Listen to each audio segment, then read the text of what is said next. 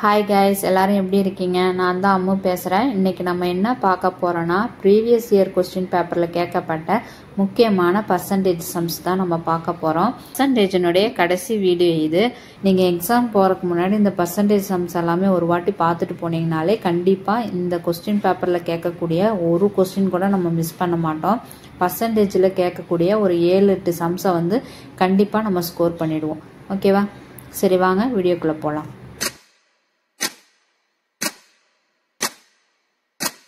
ஒரு நகரத்தின் மக்கள் தொகை ஆண்டுக்கு 5% உயர்கிறது. அதே சமயம் குடிபெயர்ச்சினால் 1% ஆண்டுக்கு குறைகிறது. 3 ஆண்டுகளில் மக்கள் தொகை உயரும் சதவீதமானது என்ன அப்படின்னு சொல்லி கேட்டு ஆப்ஷன்ஸ் கொடுத்துருக்காங்க. இந்த சம் எப்படி போடலான்னு பாருங்க. இப்போ இங்க பாருங்க, 5% உயருதான், அதே மாதிரி குடிபெயர்றங்காட்டிக்கு 1% வந்து குறையுதான். ஃபர்ஸ்ட் எத்தனை இயர் கொடுத்துருக்காங்க அப்படின்னு பார்க்கணும். எவ்வளவு? 3 ஆண்டுகள். அப்போ 3 இயர்ஸ் கொடுத்துருக்காங்க. ஓகேவா? இப்போ என்ன சொல்லியிருக்காங்க, நெக்ஸ்ட் பர்சன்டேஜ் பார்க்கணும். பர்சன்டேஜ் பாருங்க, 5% கொடுத்துருக்காங்க. இங்க ஒரு 1% கொடுத்துருக்காங்க. அப்போ 2% கொடுத்துருக்காங்களா? என்ன சொல்லியிருக்காங்க பாருங்க, 5% இன்க்ரீஸ் ஆகுதான், அப்புறம் 1% டிக்ரீஸ் ஆகுதான் ஒரே வருஷத்துல. அப்போ உங்களுக்கு எவ்வளவு இருக்கும்? 5% இன்க்ரீஸ் ஆயிடுச்சு, அப்புறம் 1% டிக்ரீஸ் ஆச்சுன்னா நமக்கு எவ்வளவு கிடைக்கும்? டோட்டலா 4% அப்படின்றது கிடைக்கும். ஓகேவா? அப்போ பர்சன்டேஜ் அப்படின்றது நம்ம எவ்வளவுனா 4% அப்படின்றதான் எடுத்துக்கணும். ஓகேவா? இப்போ இதை வந்து அதே மாதிரி போடலாமா? இப்போ 4% அப்படின்றது எவ்வளவு? 4/100. இதை வந்து பண்ணோம்னா 1/25 வருமா? ஓகே, இப்போ ஏ பி அப்படின்னு வச்சுக்கலாம். இப்போ இது வந்து 25, இது வந்து இன்க்ரீஸ் ஆகுதா டிக்ரீஸ் ஆகுதா? இன்க்ரீஸ் ஆகுது. 4% இன்க்ரீஸ் தான் ஆகும் இல்லையா? பிளஸ் அப்போ 25 அப்படின்றது எவ்வளவு ஆயிடுச்சுன்னா 1 யூனிட் இன்க்ரீஸ் ஆகுது. அப்போ 26 இன்க்ரீஸ் ஆயிருக்கு. ஓகேவா? எத்தனை வருஷத்துக்கு? 3 வருஷம் சொல்லியிருக்காங்களா? அப்போ இதை வந்து 3 வாட்டி போடுங்க. இப்போ 25லேருந்து 26, 25லேருந்து 26 போட்டாச்சா? இப்போ என்ன சொல்லியிருக்காங்கன்னா, உயரும் சதவீதம் தான் நமக்கு கேட்டிருக்காங்க. ஓகேவா? எவ்வளோ டோட்டல் எவ்வளோ உயருதுன்னு கேட்கல, இங்கிருந்து இங்கே உயர்ச்சுன்னா அது எவ்வளோ சதவீதமா இருக்கும் அப்படின்னு சொல்லி கேட்டிருக்காங்க. இந்த மாதிரி கேட்டாங்கன்னா நம்ம எப்படி போடலான்னு பாருங்க. இப்போ இதை வந்து மல்டிப்ளை பண்ணுங்க. 25 × 25 × 25 மல்டிப்ளை பண்ணி இங்க போடணும். இதையெல்லாம் மல்டிப்ளை பண்ணி இங்க போடுங்க. அதுக்கப்புறமா நம்ம போடுவோம். இது 15,625 அப்படின்னு வரும். ஓகேவா? அதே மாதிரி 26 வந்து மல்டிப்ளை பண்ணீங்கன்னா 17,576 அப்படின்னு வரும். மல்டிப்ளை பண்ணி பாருங்க. ஓகேவா? இப்போ என்ன சொல்லியிருக்காங்கன்னா, எத்தனை பர்சன்டேஜ் இன்க்ரீஸ் ஆகுது அப்படின்னு சொல்லியிருக்காங்க. அப்போ 15,000லேருந்து 17,000 இன்க்ரீஸ் ஆகுதுன்னா எத்தனை பர்சன்டேஜ் இன்க்ரீஸ் ஆச்சு அப்படின்னு சொல்லி நம்ம கண்டுபிடிக்கணும். கண்டுபிடிக்கலாமா? முதல்ல வந்து எவ்வளவு இன்க்ரீஸ் ஆயிருக்குன்னு கண்டுபிடிக்கணும். அப்போ இதுல இருந்து இதை கழிச்சோம்னா எவ்வளவு இன்க்ரீஸ் ஆயிருக்கு அப்படின்னு சொல்லி தெரியுமா? அப்போ 17,576ல இருந்து மைனஸ் 15,625 மைனஸ் பண்ணணும். ஓகேவா? மைனஸ் பண்ண நமக்கு என்ன கிடைக்கும்? இங்க பண்றேன் பாருங்க. 17,576லேருந்து 15,625 முதல்ல மைனஸ் பண்ணுங்க. 6 5 போச்சுன்னா 1, 7 2 போச்சுன்னா 5, 15 இருக்கும். 15ல் 6 போச்சுன்னா 9. இங்க வந்து என்ன இருக்கும்? 6, 6ல் 5 போச்சுன்னா 1. அப்போ எவ்வளவு இருக்கும்? 1951 அப்படின்னு கிடைச்சிருக்கும் இல்லையா?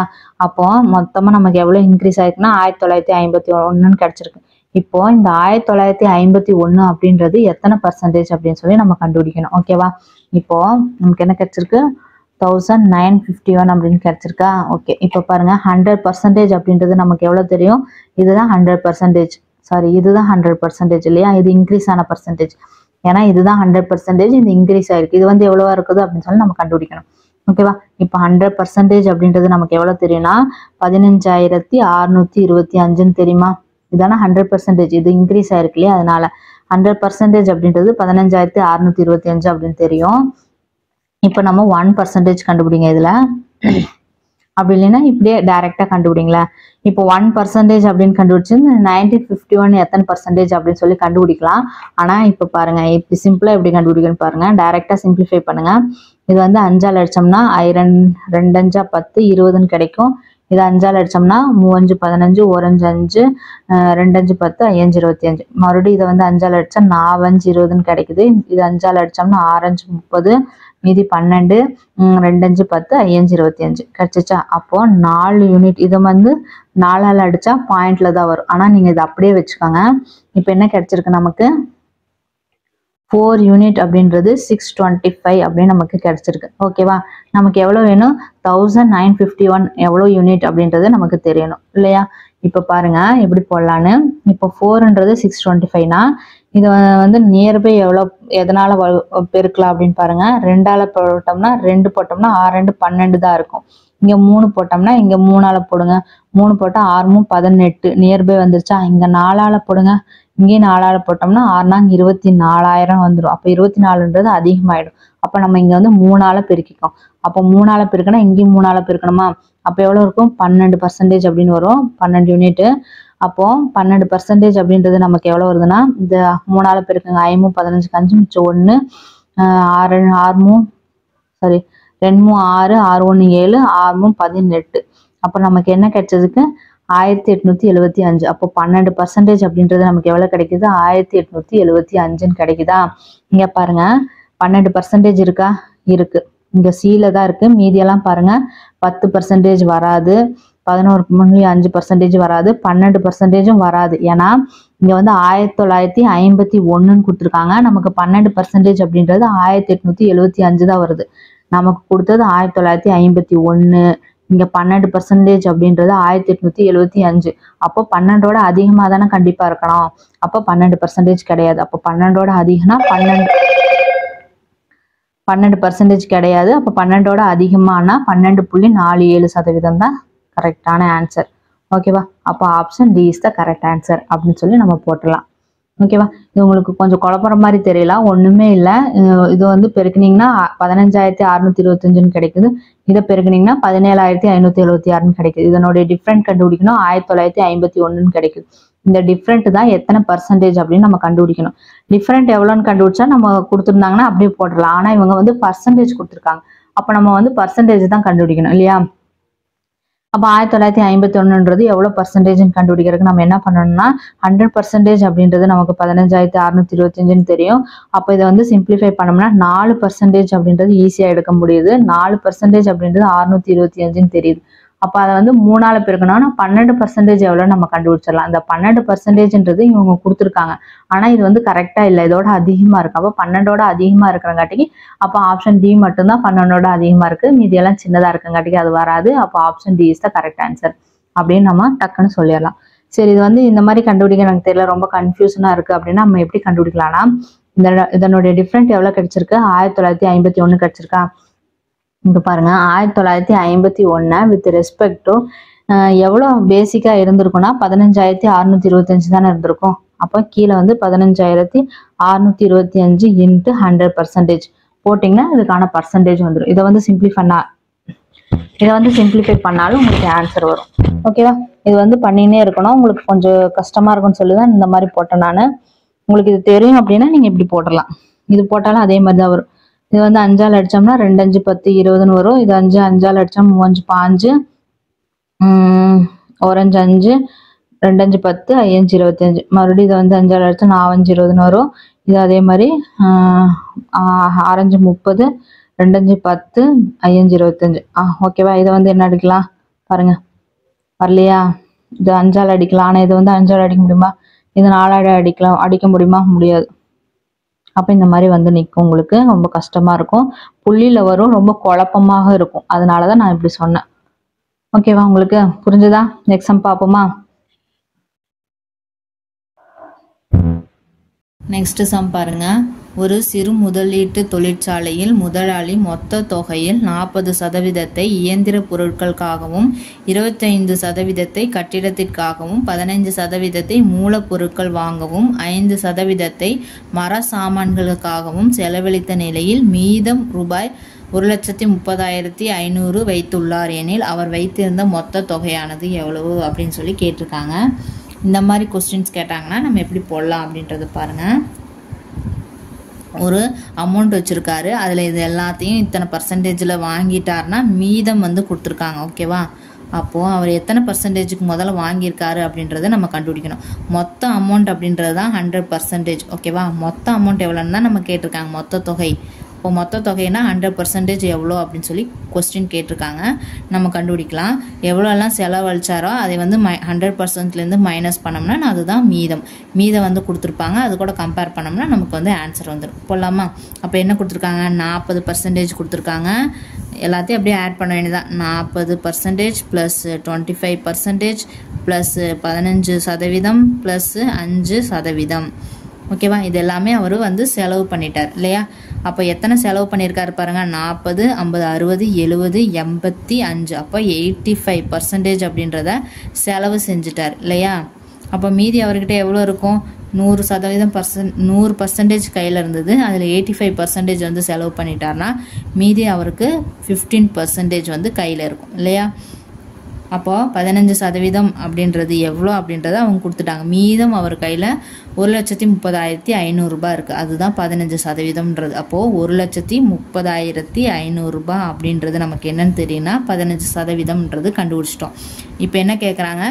100% எவ்வளோன்னு கேட்குறாங்க. கண்டுபிடிச்சிடலாமா? 15% வந்து 100% நம்ம சேஞ்ச் பண்ணோம். அப்போது 1% கண்டுபிடிச்சி மறுபடியும் 100ஆல் பெருக்கணும்னா 100% கண்டுபிடிச்சிடலாம். அப்போது 1% அப்படின்றது எவ்வளவு? 1,30,500 டிவைடட் பை 15. அப்புறம் 100ஆல் பெருக்கிட்டால் நமக்கு 100% கிடச்சிரும். இதுதான் வந்து கேட்டிருக்கிறதுக்கான ஆன்சர். அப்போது சிம்பிளிஃபை பண்ணுங்கள். 5ஆல் அடித்தோம்னா 3 5 2 5 10 0. 3ஆல் அடித்தோம்னா 4 12 மீதி 1 வரும். 10 3 9 மீதி 1 வரும். 15 5 15 அப்புறம் 2 0.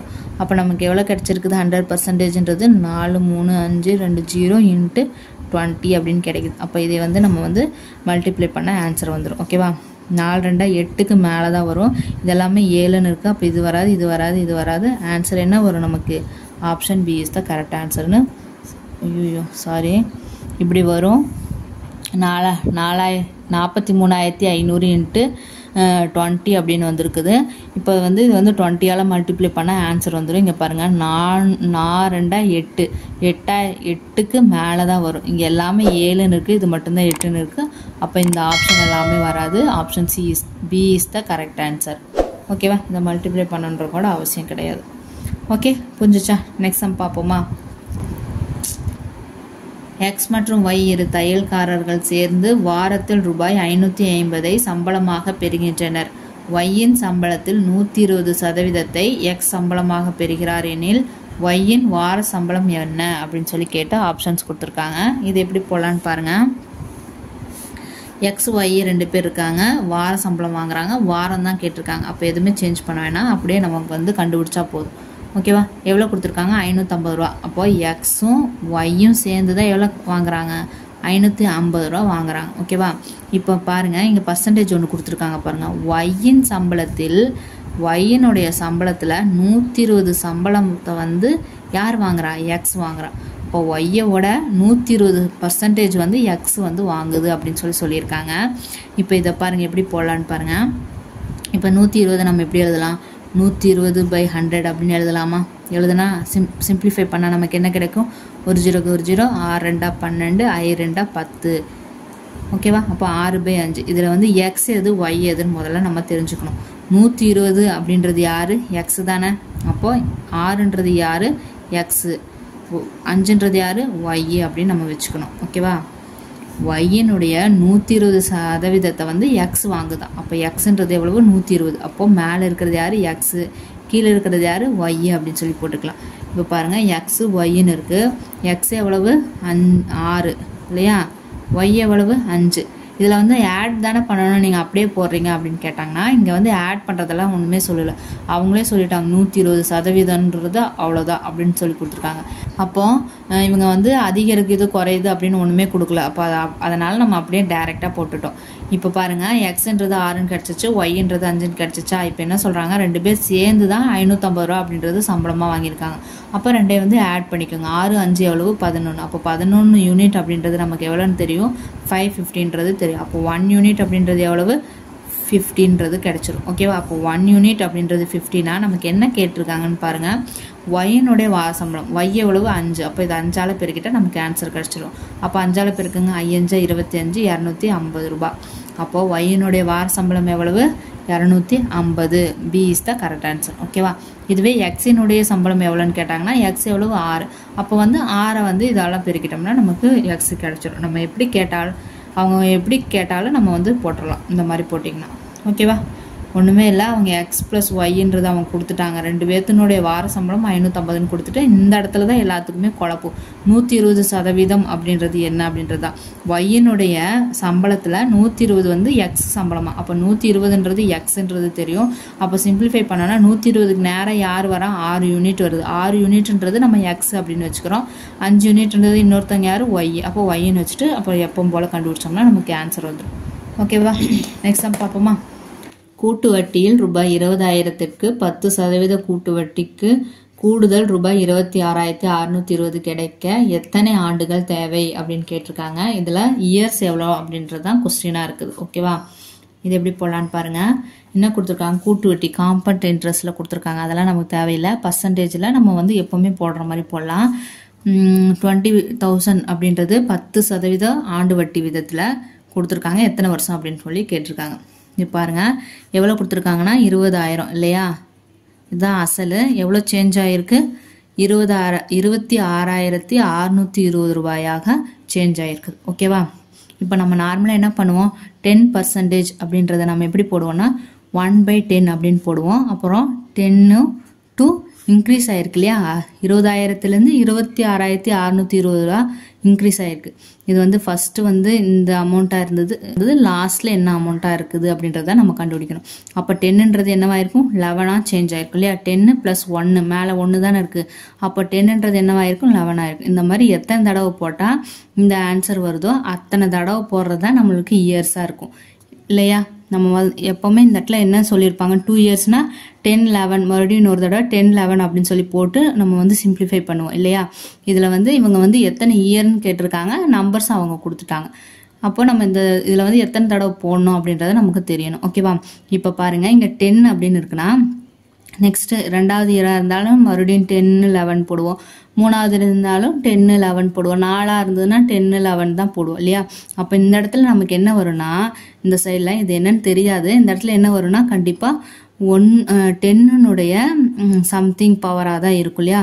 10னுடைய சம்திங் பவர்ஸாக தான் இருக்கும். அப்போது இப்போ என்ன பண்ணணும்னா, எதுக்காக இதை சொல்ல வரேன்னா, இப்போ என்ன கொடுத்துருக்காங்க? 20,000 அப்படின்னு கொடுத்துருக்காங்க இல்லையா? இப்போ 20,000 அப்படின்றத நம்ம 10னுடைய பவராக சேஞ்ச் பண்ணிக்கலாமா? புரிஞ்சுதா? 20,000 நம்ம 10னுடைய பவராக சேஞ்ச் பண்ணுறோம். அப்படி இல்லை அப்படின்னா இங்கே பாருங்கள், 20,000ன்றது எவ்வளோ சேஞ்ச் ஆகிருக்கு? 26,620 ரூபீஸாக சேஞ்ச் ஆகிருக்கா? இப்போ பாருங்கள், இந்த இடத்துல போடுறோம் பாருங்கள். இப்போ 20,000 அப்படின்றது என்னவா சேஞ்ச் ஆகிருக்கு? 26,620 சேஞ்ச் ஆகிருக்கு இல்லையா? இப்போ நம்ம இதை வந்து 10,000 அந்த மாதிரி 1ல் சேஞ்ச் கொண்டு வரலாம். அப்போ இது வந்து 2ஆல் மல்டிப்ளை பண்ணலாம். இது வந்து சிம்பிளிஃபை பண்ணுங்கள். ஒரு 0க்கு ஒரு 0 போயிடுமா? அப்போ இது வந்து 1,000 மறுபடியும் ஒரு 3 0 போட்டுக்கலாம். இதை வந்து சிம்பிளிஃபை பண்ணோம். இது வந்து 2ஆல் அடிச்சிருக்கேன், இதே 2ஆல் அடிங்க. அப்போ 2 2 3 2 6 3 2 6 1 2 2 நமக்கு என்ன கிடைக்குது? 1,331 அப்படின்னு சொல்லி கிடைக்குது இல்லையா?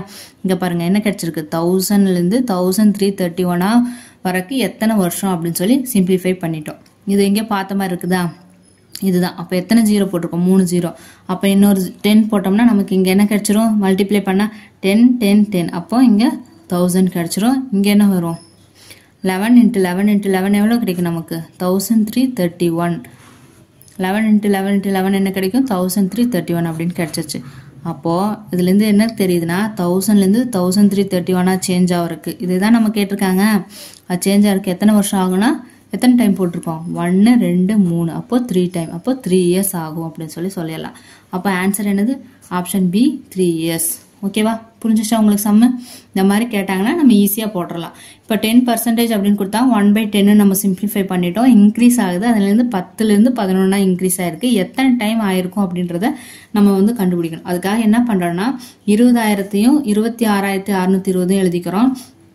இந்த ரெண்டையும் சிம்பிளிஃபை பண்ணுறோம். 2ஆல் ஒரு 0க்கு ஒரு 0 போயிடும். மறுபடியும் 2ஆல் அடித்தோம்னா 1000 வருது. இங்கே 1,331 வருது. அப்போ இது வந்து பார்த்தோம்னா 3 டைம் 10 போட்டால் தான் நமக்கு 1000 கிடைக்கும். அப்போ 3 இயர்ஸ்ன்றது ஏதாவது ஒன்று கண்டுபிடிச்சாலே போதும். 3 டைம் 10 போட்டால் 1000 கிடைக்குதா? அப்போ கண்டிப்பாக இது எத்தனை இருக்கும்? 3 இயர்ஸில் தான் நமக்கு வந்து 3 இயர்ஸ்ல தான் நமக்கு சேஞ்ச் ஆயிருக்குன்றது தெரிஞ்சிருக்கு. அப்போ ஆன்சர் 3 இயர்ஸ் அப்படின்றத நம்ம கண்டுபிடிச்சிட்டோம். ஓகேவா? இந்த சம் புரிஞ்சுதா? நெக்ஸ்ட் சம் பார்ப்போமா? நெக்ஸ்ட் சம் பார்க்கலாம்.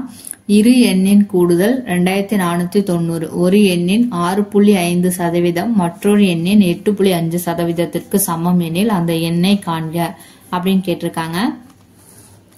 இந்த சம் எப்படி போடலான்னு பாருங்க.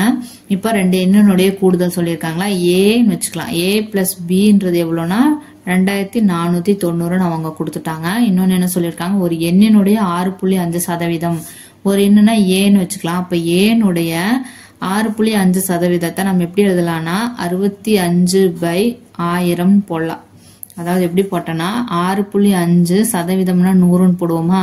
இந்த ஒரு புள்ளியை எடுக்கணும்னா நம்ம வந்து மேல 10ஆல கீழே 10ஆல பெருக்கணும். அப்ப மேல 10ஆலையும் கீழே 10ஆலையும் பெருக்கினா 65ன்னு மேல வரும், கீழே வந்து 3 0 ஆயிடும். அப்ப 65/1000 ஆயிடும். அதே தான் நான் இங்க எழுதியிருக்கிறேன்.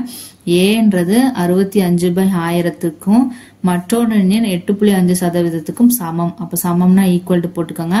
இதுவும் அதே மாதிரி போடுங்க. அப்ப b × 85/1000 அப்படின்னு எழுத முடியும் இல்லையா? போட்டாச்சு. இப்ப என்ன பண்ணுங்க, சிம்பிளிஃபை பண்ணுங்க. இதையா 1000க்கு 1000 கேன்சல் ஆயிடும். ஏன்னா எல்லாமே மல்டிபிளிகேஷன்ல இருக்கங்காட்டிக்கு. இதை வந்து 5ஆல் அடிச்சோம்னா 1 5 5 3 5 15. இது 5ஆல் அடிச்சோம்னா 1 5 5 7 5 35. அப்ப நமக்கு என்ன கிடைக்குன்னா a பை இந்த b இந்த சைடு எடுத்துட்டு வந்துருங்க. a by b is equal to 17ன்றது அப்படியே இருக்கும். இந்த 13 அந்த சைடு போச்சுன்னா பை 13 அப்படின்னு மாறிடும். அப்ப நமக்கு a by b is equal to 17/13 அப்படின்னு கிடைச்சிருச்சு. ஓகேவா? இந்த a பை b அப்படின்றது என்னன்னா, இது வந்து ஒரு ரேஷியோல சொல்லலாம்.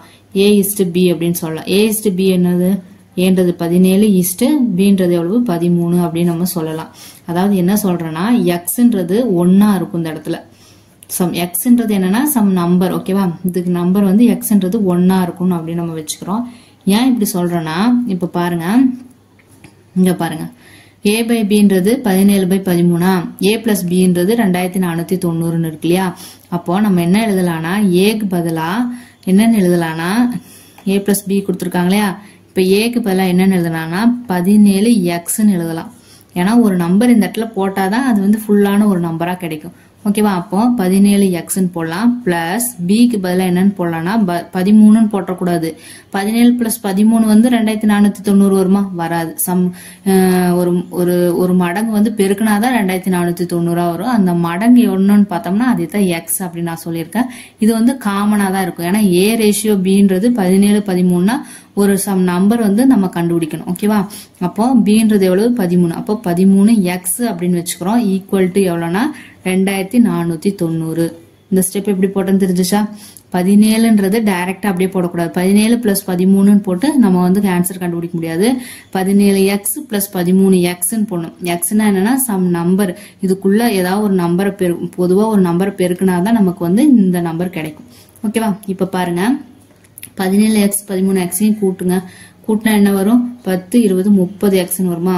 30x இஸ் ஈக்குவல் டு என்னன்னு கிடைச்சிச்சு 2490ன்றது அவங்க கொடுத்துருக்காங்க. அப்போ 0 0 போயிடும். 3ஆல் அடிச்சோம்னா 8 3 24 3 9. அப்போ எக்ஸ்ன்றது எவ்வளோன்னு கிடைச்சிருச்சு 83 அப்படின்னு நமக்கு கிடைச்சிருச்சு. ஓகேவா? இப்போ என்ன பண்ணலாம்னா, எக்ஸ்ன்றது 83 கிடைச்சிருச்சா? இப்போ நம்ம ஏயும் கண்டுபிடிச்சிடலாம், பியும் கண்டுபிடிச்சிடலாம். எப்படி? ஏன்றது என்னன்னா 17x, பின்றது எவ்வளவு 13x. அப்போ 17 × 83 போடலாமா?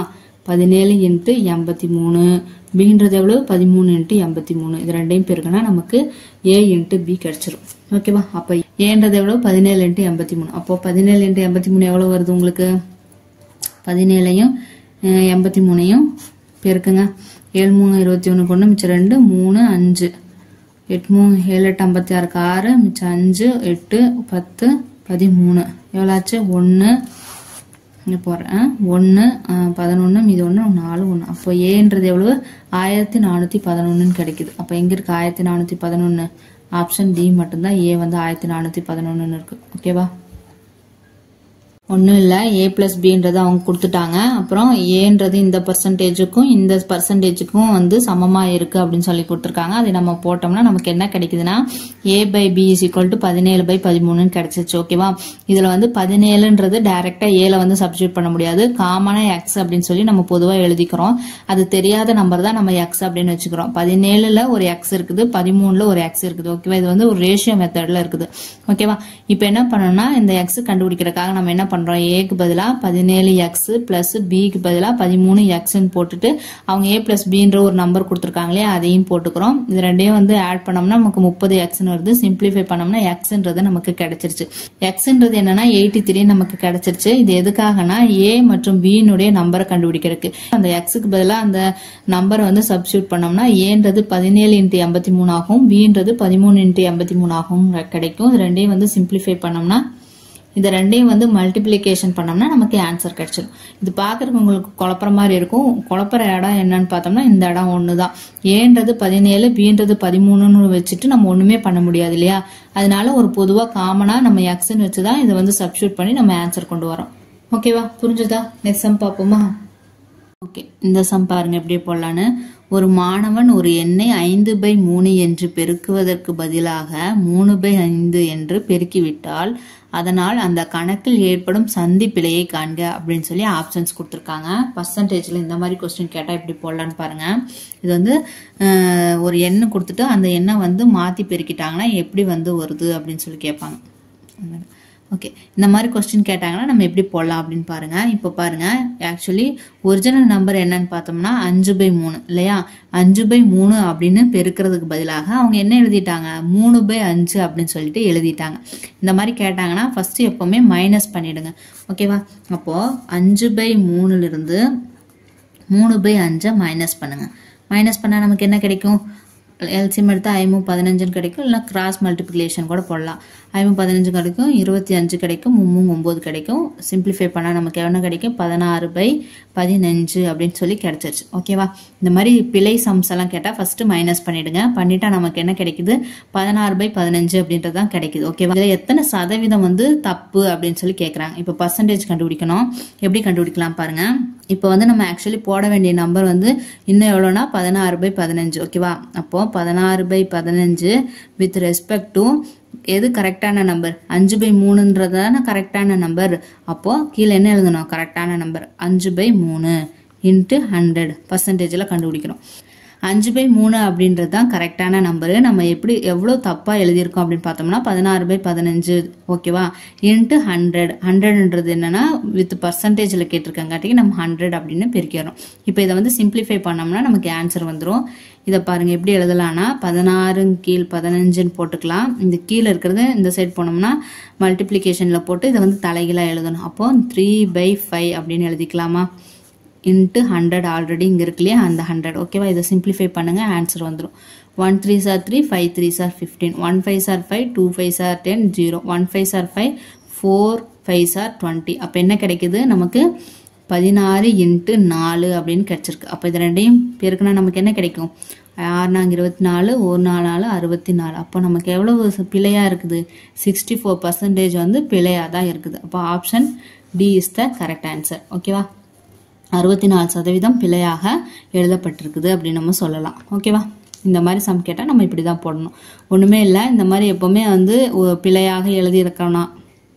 ஒன்றுமே இல்லை, இந்த மாதிரி ஒரு சம் வந்து பிழையான சம் எல்லாம் கேட்டாங்கன்னா எடுத்தவொடனே ஃபர்ஸ்ட் மைனஸ் பண்ணிடுங்க.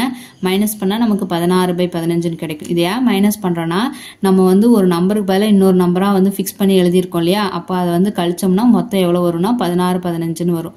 16/15 வரும். இப்போ இந்த 16/15 அப்படின்றது வித் ரெஸ்பெக்ட் டு யார்கிட்ட கம்பேர் பண்ணணும் அப்படின்னு பார்த்தோம்னா சரியான நம்பர் கூட கம்பேர் பண்ணணும். சரியான நம்பர் என்னது? 5/3. அப்படின்னா வரும்னா 16/15/5/3 × 100ன்னு இருக்கும். இது வந்து அப்போ சிம்பிளிஃபை பண்ணோம்னா நமக்கு ஆன்சர் வந்து 64% அப்படின்னு நமக்கு கிடைக்கும். ஓகேவா? இப்போ நெக்ஸ்ட் சம் பார்ப்போமா?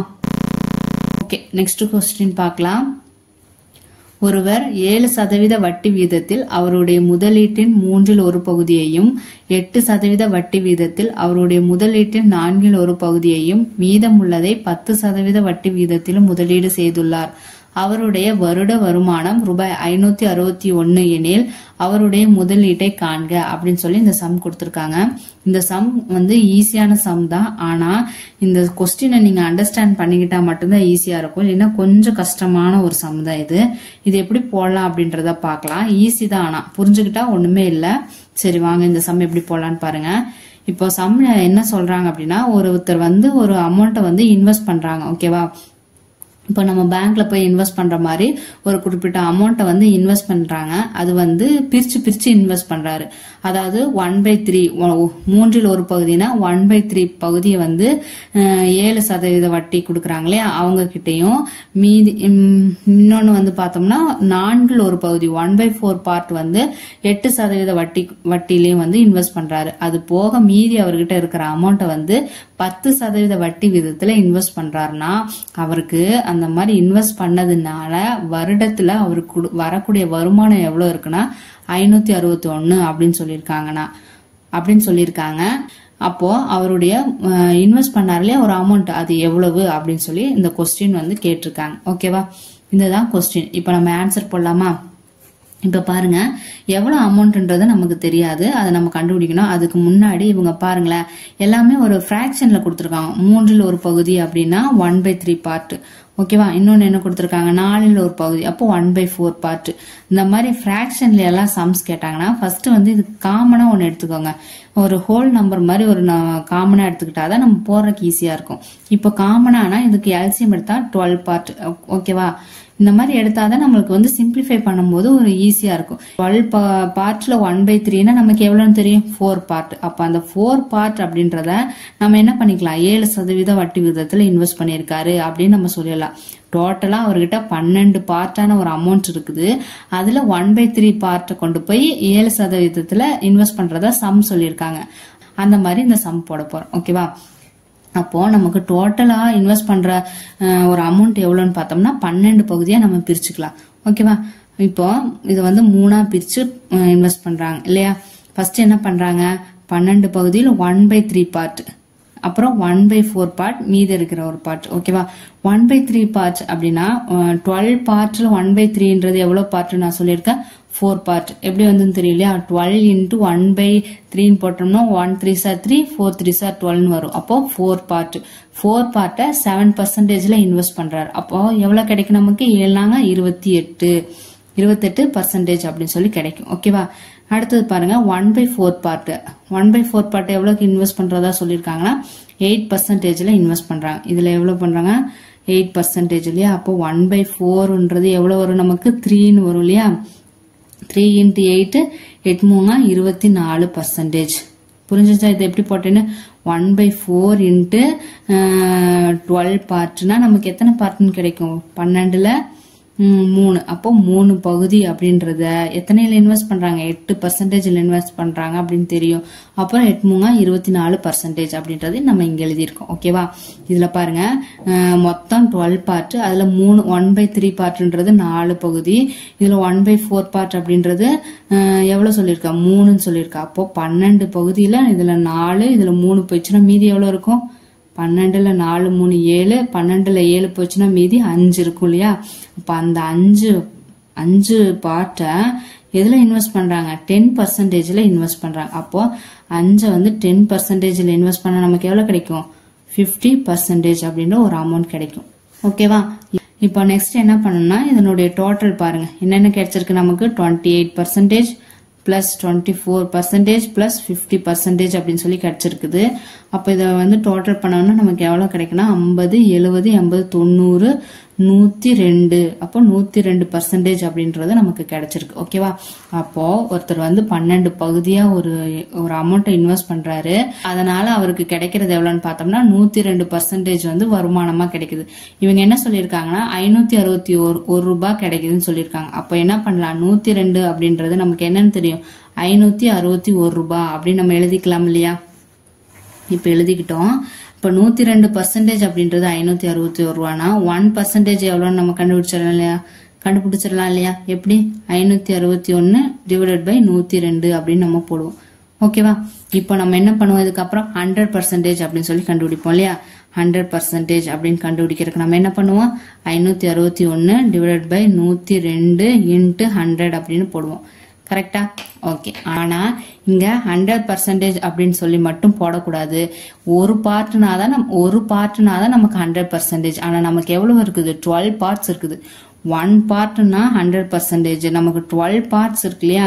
அப்ப நம்ம என்ன பண்ணலாம் 12 பாகத்துக்கு 12ஆல மல்டிப்ளை பண்ணிட்டோம்னா அது வந்து ஆன்சர் வந்துடும். அப்போ 12 இன்ட்டு 100. அப்ப இங்க என்ன பண்ணணும் 12ஆல மல்டிப்ளை பண்ணணும். புரிஞ்சுச்சா இந்த ஸ்டெப்? இந்த இடத்துல நீங்க ஒரு பார்ட் அப்படின்னு போட்டீங்கன்னா ஓகே, 1 பார்ட்னா 100% அப்படின்னு நம்ம போட்டுடலாம். ஆனா நம்ம இங்க 1ன்னு போடல, இங்க என்னன்னு போட்டிருக்கோம் 12 பார்ட்ஸை போட்டிருக்கோம். 12 பார்ட்ல 1/3 தான் 28% அப்படின்னு சொல்லி நம்ம போட்டிருக்கோம். ஓகேவா?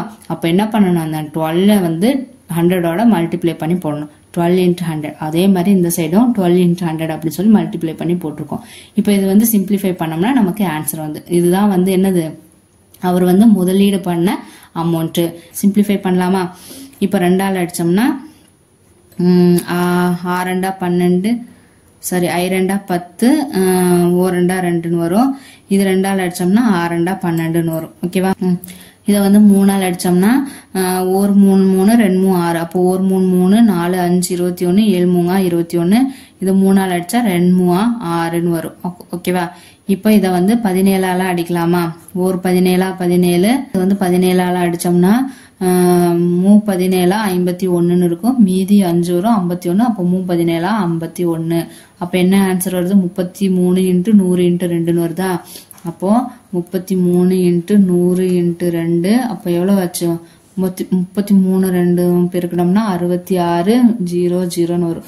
அப்போ அவர் இன்வெஸ்ட் பண்ண அமௌண்ட் எவ்வளவுனா 6600 ரூபாய். அப்ப ஆன்சர் என்னது? Answer option D is the correct answer. ஓகேவா? 6600 ரூபாய்.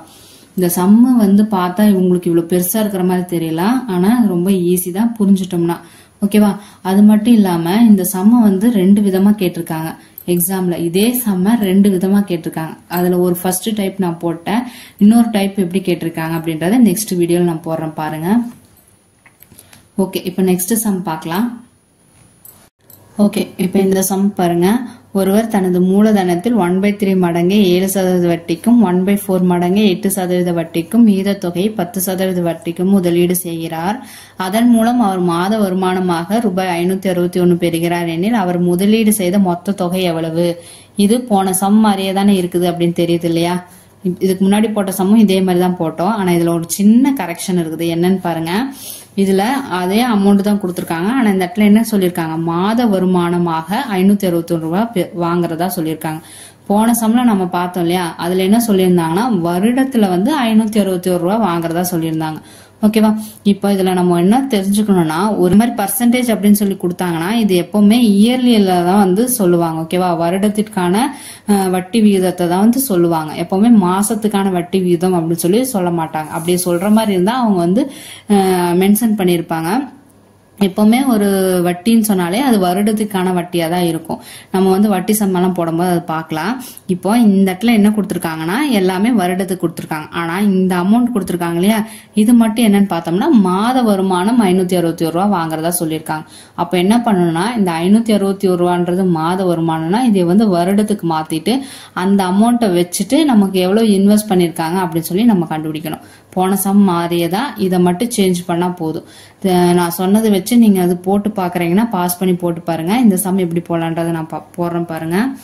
ஓகே, இப்போ அதே மாதிரிதான் 1/4 பார்ட் 1/3 பார்ட்னு கொடுத்துருக்காங்காட்டிக்கு நம்ம எப்படி எடுத்துக்கலாம்னா 12 பார்ட்டா பிரிச்சுக்கலாம். ஓகேவா? ஒரு அமௌண்ட் 12 பார்ட் பிரிச்சுக்கலாம். இதெல்லாமே அதே மாதிரி தான் வரும்.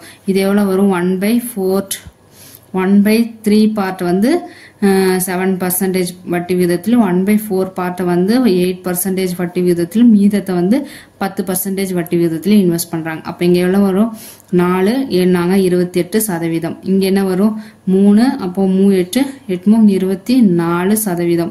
மீதி எவ்வளவு இருக்கும் 4 3 7 12ல 7 போச்சுன்னா மீதி 5 இருக்கும். 15 50%. நான் சொல்றது உங்களுக்கு புரியும்னு நினைக்கிறேன். ஏன்னா போன சம்மு சேம் இதே மாதிரி தான், அதனாலதான் நான் டப்பு டப்புன்னு போட்டு போறேன். ஓகேவா?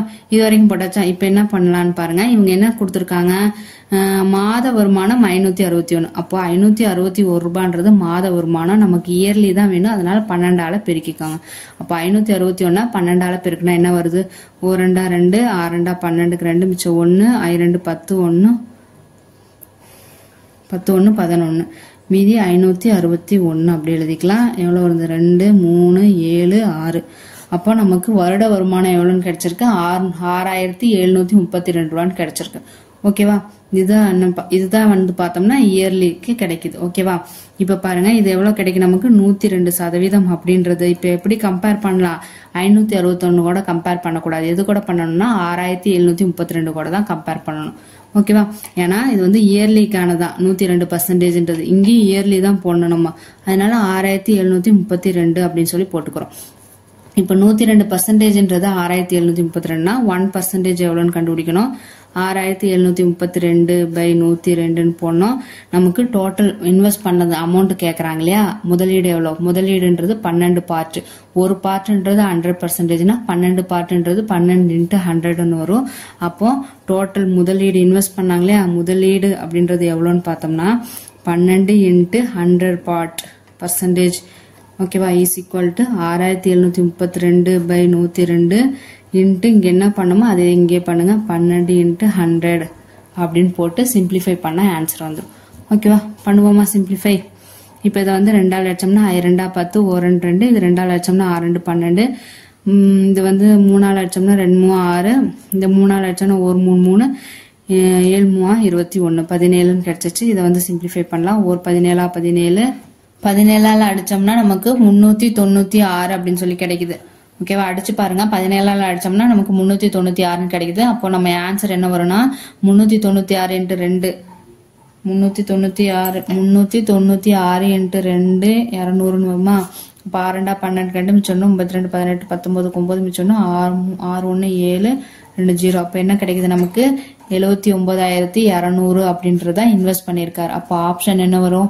Option 79200. Option B is the correct answer. ஓகேவா? போன சம்முக்கு 6600ன்றது சம்ல வந்துச்சு. இப்ப இதுல வந்து பாத்தீங்கன்னா 79200. ஏன்னா மந்த்லியா வந்து 561 ரூபா அப்படின்னு வாங்கினா நமக்கு ஃபுல்லாவே சேஞ்ச் ஆகுது. ஓகேவா? இந்த சம் பாத்தீங்களா எப்படி இருந்ததுன்னு?